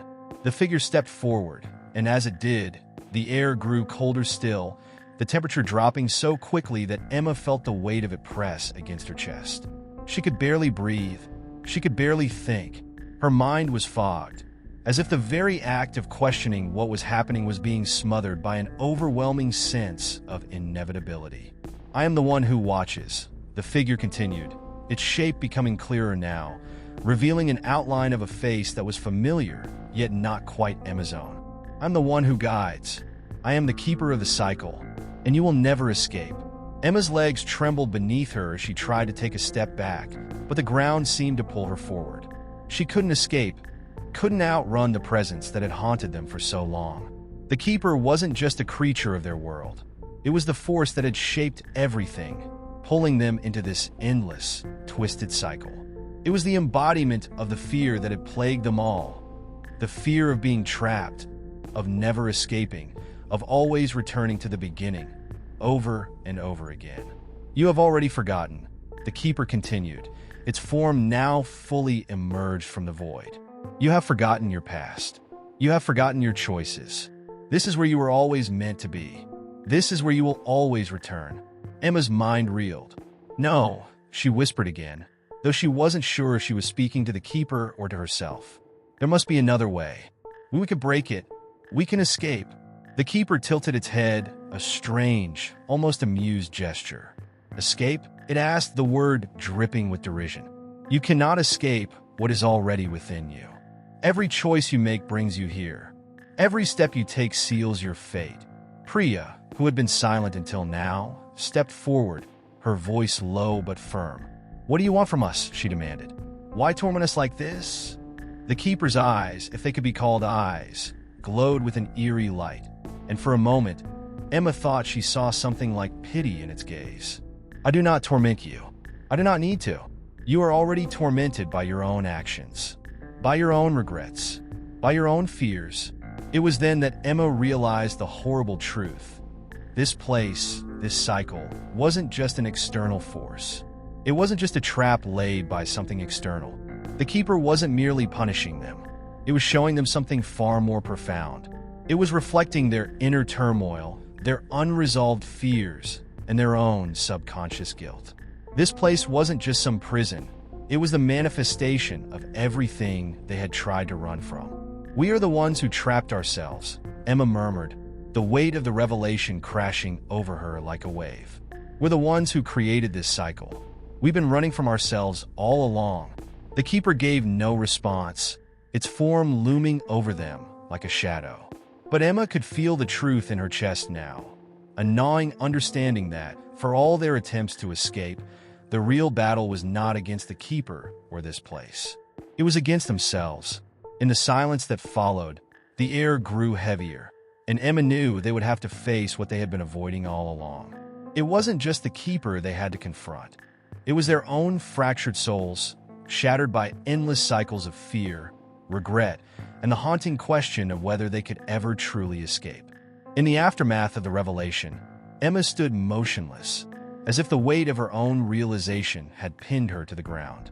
The keeper, ever watchful, remained silent, a towering presence that seemed to take pleasure in the silence, in the very stillness of the moment. Emma's breath came in short, sharp gasps, the chilling air pressing in on her as her mind struggled to make sense of the truth it had just uncovered. The others were equally paralyzed, trapped in their own versions of the same realization. They had been running for so long, running from the creature, from the shifting terrain, from the unseen forces that pursued them. But in that moment, they all understood. They were not merely running from external threats. They had been fleeing from their own unresolved emotions, their past mistakes, their deepest fears.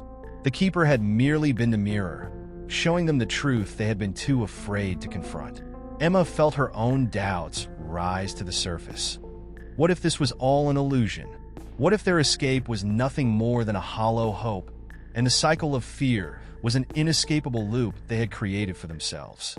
The keeper's voice broke the silence, a low and dispassionate echo. "You cannot escape the past. You cannot escape what you have made yourselves." It was not a threat, but an observation, an inevitability. Every step you take, every choice you make, brings you back here. The cycle will continue, and you will never find peace. You're already trapped. Emma's mind raced. The keeper's words stung, not because they were false, but because they were true. She had spent so much of her life running from pain, from loss, from every mistake she had ever made. The people in her life had also harbored their own unacknowledged regrets, their own inner demons they had been too afraid to face. Had they all been running, just like her, in a desperate attempt to outrun their own darkness? Suddenly, Emma's thoughts were interrupted by the voice of Priya, sharp and trembling. "Then what are we supposed to do?" she demanded, her voice cracking with frustration. "How do we break free if we've already trapped ourselves?" The keeper seemed to pause, its form flickering like a shadow caught in the wind. Breaking free, it mused. To break free, you must first accept what you have done. You must face the darkest parts of yourselves. Only then can the cycle be broken. But even then, there is no guarantee that you will succeed. The void takes what it wants. A chill ran down Emma's spine. The keeper was right, of course. They couldn't simply walk away from this. They couldn't outrun the echoes of their past, nor could they ignore the truth of who they had become. Each of them was a prisoner of their own making, trapped in a web of self-doubt and regret that had ensnared them long before they had even entered this strange, warped reality. It wasn't just the keeper they needed to defeat, it was themselves. Alex, who had been standing at the edge of the group, stepped forward slowly, his face a mask of determination. "If we are the ones who trapped ourselves," he said, his voice steady, "then we're the ones who can break out. We have the power to change, to confront our fears. It's not the keeper we need to face. It's us." For a brief moment, the keeper seemed to recoil. There was a flicker of something, perhaps doubt, perhaps curiosity, but it was gone as quickly as it had appeared. "You believe you can change?" it asked, its tone mocking. "You think you have the strength to face the darkness that you have created? You are nothing more than a reflection of your own weaknesses." Emma took a deep breath, her heart pounding. Alex was right. They were the only ones who could break free from this cycle. The keeper's words, though laced with venom, held no power over her unless she allowed them to. It was time to confront what had haunted her for so long. It was time to face the fear of the unknown, the fear that had driven her to avoid looking at her own flaws, her own mistakes. The others nodded in agreement, though their faces betrayed the fear that still lingered in their minds. Each of them had their own demons to face. Priya, who had once been consumed by a desperate need for control, had to reckon with her inability to let go of the past. Alex, who had always seen himself as a protector, had to confront the guilt of failing those he loved. And Emma had to face her own deep-seated fear of inadequacy, of never being enough, of constantly running from the weight of her decisions. With a collective breath, the group took their first step forward, not toward the keeper, but inward. The shadows around them seemed to shrink as they did, the air growing lighter with each movement. It was as though the very act of acknowledging their own flaws and fears was enough to begin breaking the hold that the void had on them. Emma's heart hammered in her chest, not with fear, but with an understanding. This was the true test. They weren't just fighting for survival anymore. They were fighting for their own redemption. The keeper's laugh echoed around them, mocking but distant. "You think you are free?" it asked, the words dripping with scorn. "You are merely scratching at the surface. You have not even begun to understand what awaits you." But Emma wasn't listening anymore. The keeper's words, once all-encompassing, had lost their power. They were just words, empty threats from a being that thrived on fear. The cycle would continue, yes, but not because they couldn't break it. The cycle would continue because it was always going to be a part of them, a part of who they were. The key was not to escape it, but to embrace it, to learn from it, and to change it from within. The darkness around them began to shift again, as though the world itself was watching, waiting to see what they would do next. Emma held her breath, waiting for the next move. Whatever came next, she knew one thing for certain. They were not just fighting for their lives anymore. They were fighting for their very souls. In that moment, the world seemed to pause, as if holding its breath alongside them. The keeper's form shimmered, and then, without a word, it began to fade into the darkness. The oppressive air lifted, and for the first time in what felt like an eternity, Emma felt something she had longed for, a sense of hope. They weren't free yet, but they were no longer trapped. The cycle had not been broken, but it had been transformed, and the path forward, however uncertain, was theirs to walk. The air inside the warehouse grew thick with tension as the group advanced deeper into the labyrinth of dimly lit corridors. Every turn they took seemed to bring them closer to something unknown, yet familiar, as if the very walls were echoing their past actions and decisions. The keeper's cryptic disappearance had offered them no real comfort. In fact, the emptiness left in its wake felt more like a precursor to something darker that lay ahead. The group's resolve was solid. but their doubts still lingered, like shadows that stretched longer with each step. Emma had always thought that breaking free from their psychological traps was the hardest part. She had been wrong. It was not the recognition of their flaws that would ultimately shape their fate.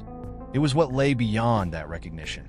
The weight of their choices, now that they were fully aware of their power to change, was even more unbearable.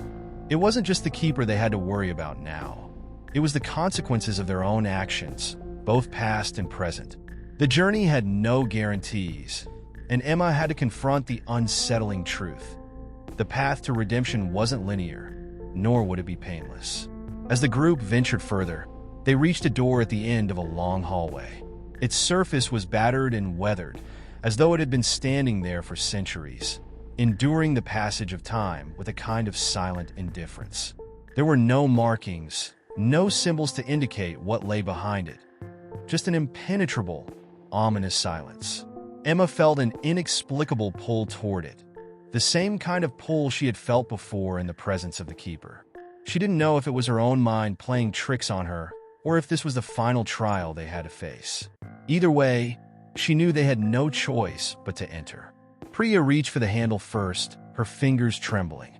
She looked back at the others, searching for reassurance in their faces, but found none. They all seemed to understand, in their own way, that this was it. The end of the road, the final confrontation. It was almost as if the warehouse had been waiting for them all along, and now they were merely walking into the inevitable. Priya turned the handle and pushed the door open. The groan of the hinges was deafening, breaking the stillness that had enveloped them. What lay beyond was a cavernous space, filled with shadows that seemed to stretch endlessly into the unknown. Inside, the temperature dropped sharply, and an unsettling chill washed over Emma's skin. The walls of the room were lined with rows upon rows of dusty crates, their contents unknown. Strange symbols adorned the surfaces of the crates, symbols that seemed to shift and change when Emma tried to focus on them. They were ancient, almost alien in nature, and they sent a shiver down her spine. It was clear that whatever had brought them here was not just a psychological manifestation. It was something far older, something that had been waiting in the dark corners of the world for the right moment to be revealed. The group hesitated at the threshold, unsure of what to do next.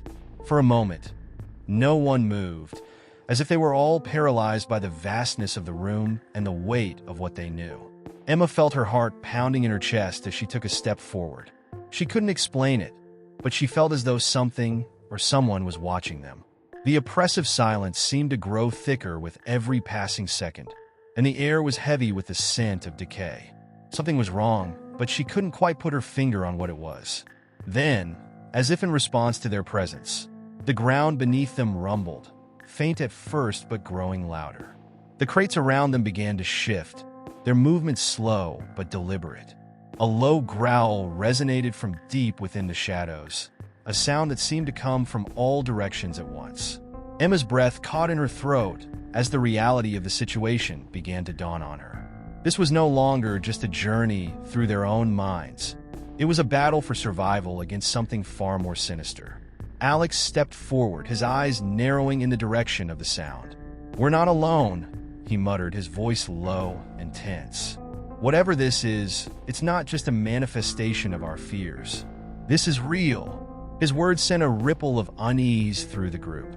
They had all known, on some level, that their journey wasn't just psychological, but to hear it spoken aloud made the threat feel tangible. The shifting crates, the growls, the overwhelming darkness. Everything was part of a much larger puzzle they had yet to fully comprehend. The growl grew louder, and the shadows seemed to pulse with an almost sentient rhythm, as if something was awakening from deep within the walls of the warehouse.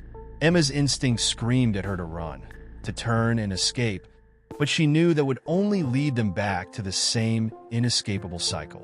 They had come this far, and they had to face whatever was waiting in the depths of this nightmare. There was no going back. This was the moment where they would either confront their worst fears or be consumed by them. Suddenly, a figure emerged from the shadows, a silhouette at first, but then more distinct, more solid. It was a man, or at least it appeared to be one. His features were obscured by the dim light, but his presence was undeniable.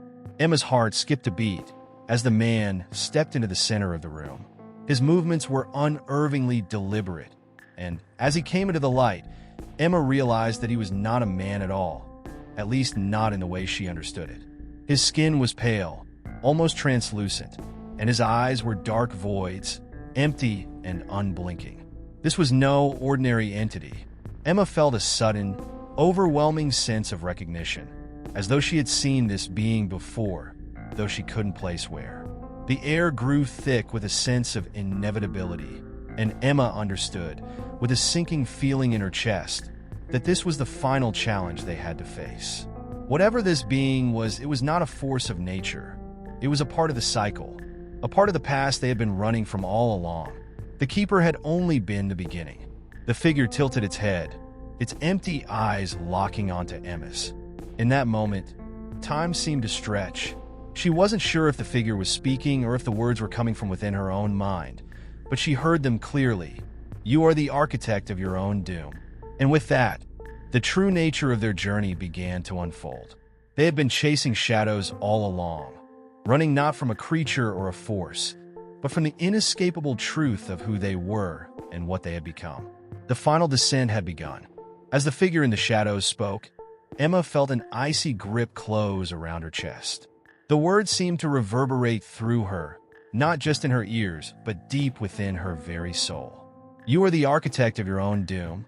The phrase repeated itself over and over in her mind, a relentless echo that drowned out everything else. It was as though she had known this truth all along, but now it was being forcefully thrust into her consciousness, demanding acknowledgement.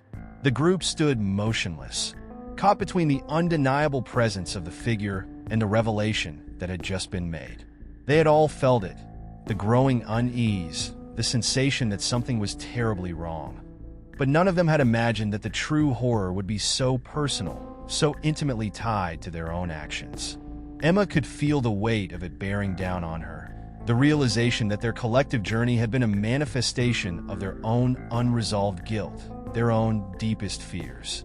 They were not in this place because of some external force, but because of their own minds, twisted by the consequences of their choices. The figure, still standing at the center of the room, remained silent for a long moment, as if waiting for them to fully comprehend what had been said. Emma's heart pounded in her chest as she tried to make sense of it. She could feel the others around her, their presence a silent testament to the shared burden they now carried. They had come here seeking answers, but what they were being confronted with was far more dangerous than the unknown. It was the inescapable truth of their own complicity in their suffering. Priya was the first to speak, her voice trembling with uncertainty. "What do you mean? What are we supposed to do with this?"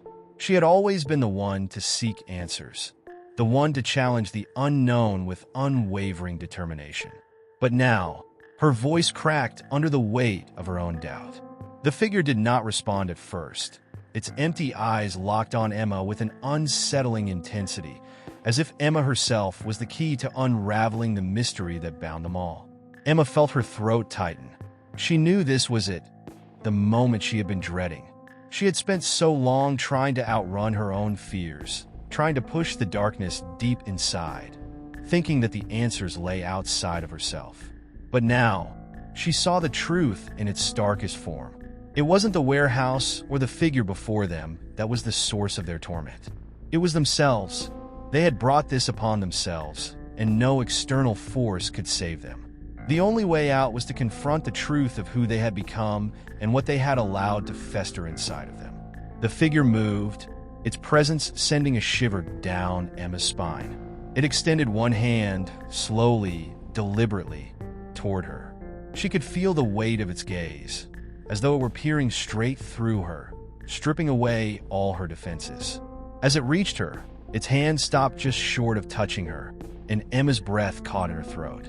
The air around them seemed to grow thicker, heavier, as though the very atmosphere were saturated with the gravity of what had been revealed. She wanted to look away, to close her eyes, but she couldn't. She had to face this. She had no choice. "You've been running for so long," the figure's voice whispered, its tone cold and distant. from what you've done, from who you've become. But there is no escaping yourself. Its words cut through Emma's defenses like a blade, leaving a raw wound where her self-deception had once been. She had known this truth on some level, but hearing it out loud made it undeniable. She had been running from her own guilt, her own failures, her own inability to confront the darkness within her. And now, there was no more room to hide. Alex, who had been silent until now, stepped forward, his voice shaky but resolute. "What do you want from us? What are we supposed to do now?" The figure's eyes shifted to Alex, and for the briefest moment, Emma thought she saw a flicker of something, perhaps a spark of recognition, or maybe something even more terrifying, like a glimmer of hope. But it was gone as quickly as it had appeared. The figure opened its mouth to speak, but its voice was not the one they had been hearing all along. It was different, distorted, as though it were coming from multiple sources at once.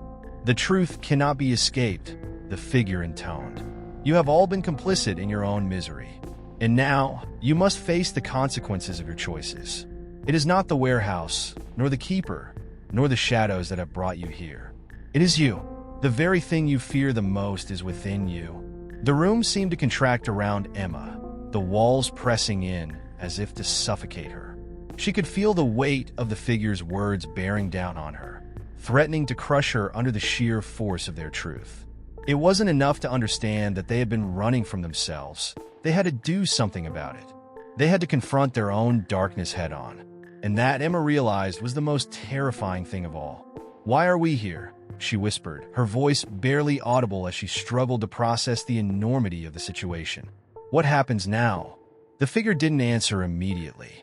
Instead, it turned slowly, its gaze sweeping over the others, as if searching for something, perhaps the key to unlocking the next step of their journey. Finally, it spoke again, its voice low and final. "You have one choice left: to face yourselves, or to remain trapped in this cycle forever." The weight of the figure's words hung in the air, heavy and suffocating. Emma closed her eyes, overwhelmed by the magnitude of the decision that lay before them. There was no escaping this, no more running.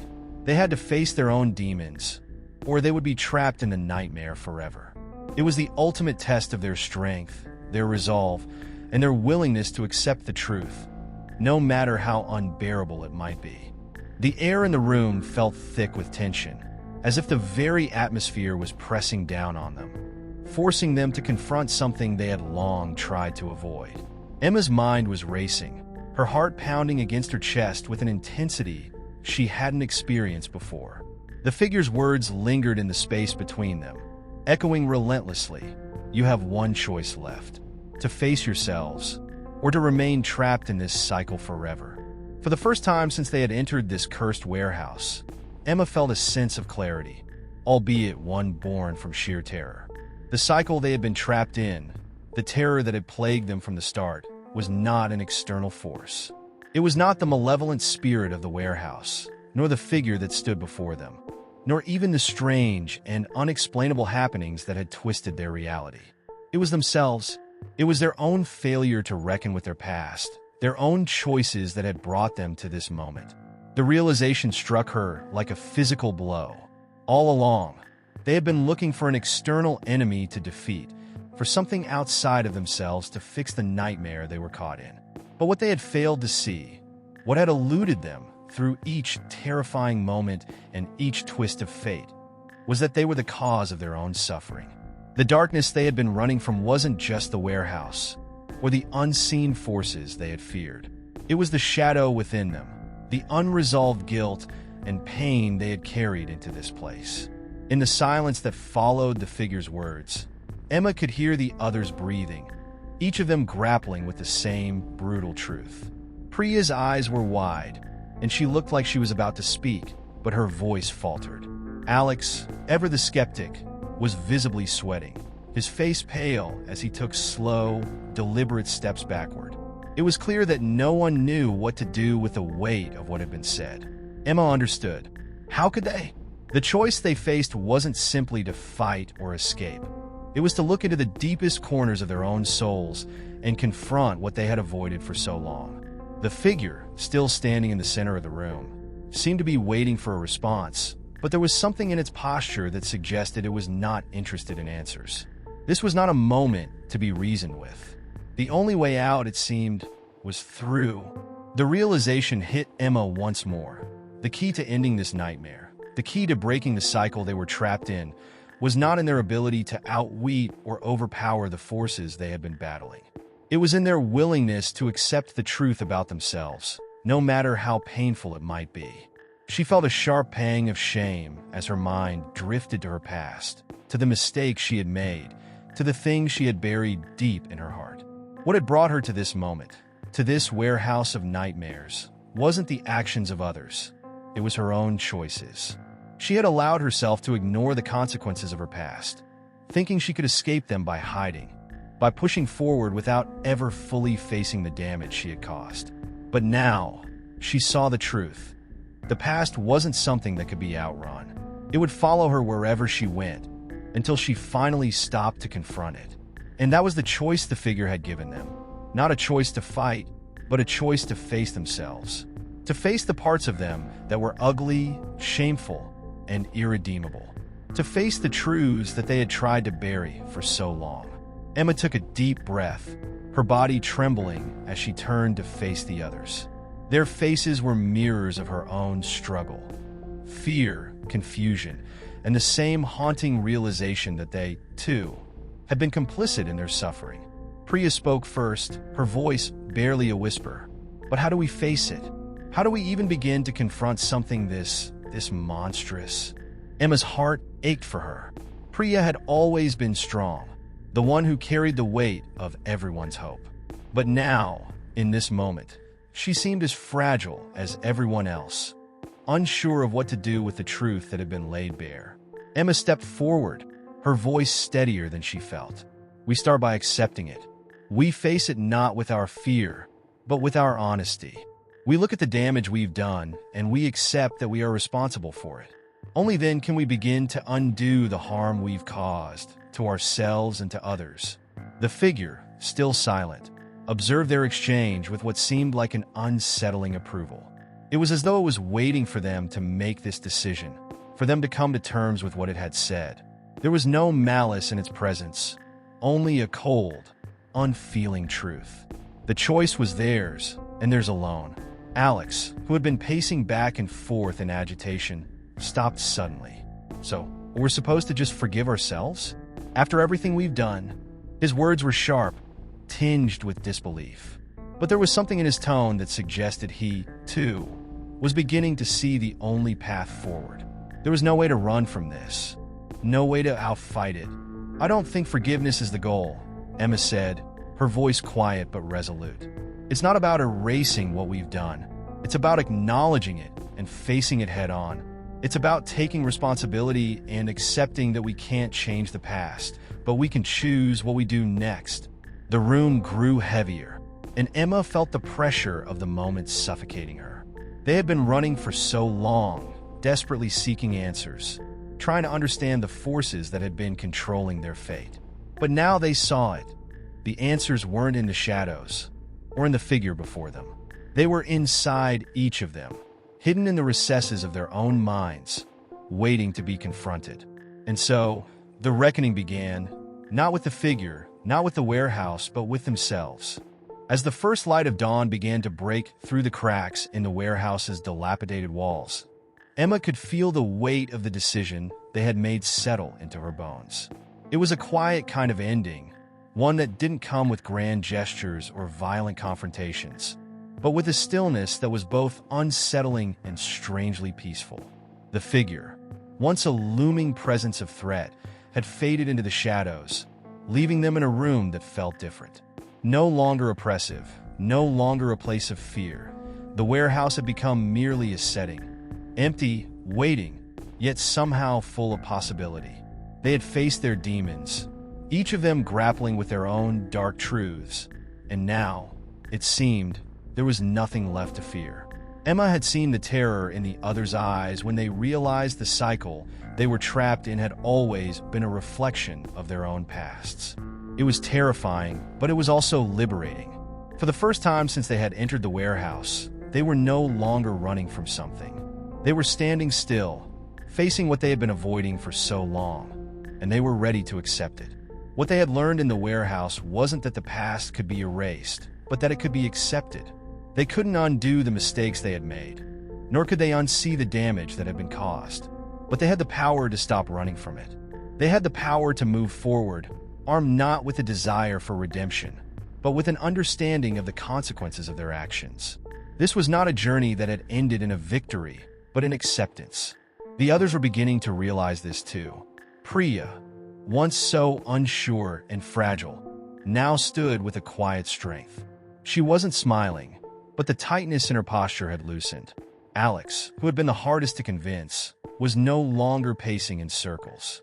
He stood still, his eyes distant but thoughtful. Emma could see that the change wasn't immediate. It was a slow transformation, one that would take time, but it was real. They had entered this place in pursuit of answers, desperate for some kind of external solution to their suffering. But the answers had never been outside them. They had been inside all along. The warehouse had been a mirror, reflecting their worst fears and deepest regrets. And yet, it had also provided them with something they hadn't expected, the chance to confront those fears, to accept those regrets, and to begin the long, difficult process of healing. But healing, Emma understood, was not a clean process. It wasn't something that could happen in an instant, or even in the span of a day. It would take years, perhaps, to fully come to terms with what they had seen and done. But the important thing, the truly significant change, was that they no longer had to carry the weight of their past in the dark. They had faced it, they had walked into the shadows, looked them squarely in the eyes, and chosen to move forward despite them. As the sun rose higher in the sky, Emma felt a strange sense of peace wash over her. The warehouse, this place of nightmares, was no longer the prison it had once been. It had become a part of their past, just as their mistakes had become part of their story. They could never forget what had happened here. They could never undo the pain, the suffering, the darkness they had all been through. But they could choose to leave it behind, to step out of the cycle that had bound them for so long. It was strange, in a way, to realize that the thing they had been searching for all this time, the escape from the warehouse, the answer to their torment, wasn't an answer at all. It was a choice. The choice to face the past, not to be freed from it, but to accept it as a part of them. And in that acceptance, they had found a way to break free. For the first time in what felt like forever, Emma could breathe. Not just because they were no longer trapped in the warehouse, but because they had broken the cycle of fear that had ruled their lives. They were no longer haunted by their past. It wasn't gone, it wasn't erased, but it no longer had the power to define them. In the end, Emma realized the warehouse had never been about the answers it could give them. It had been about the questions it forced them to ask themselves. The real horror wasn't the specter of some malevolent force, but the terror of facing their own guilt, shame, and pain. And the real victory wasn't in escaping it. It was in choosing to face it and learn from it. As they walked out of the warehouse, each of them carrying the weight of their own journey, Emma looked back one last time. The building loomed behind them, silent and empty.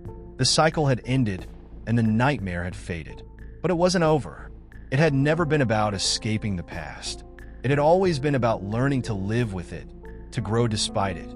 And that was what they had finally done. The horizon ahead of them was wide open.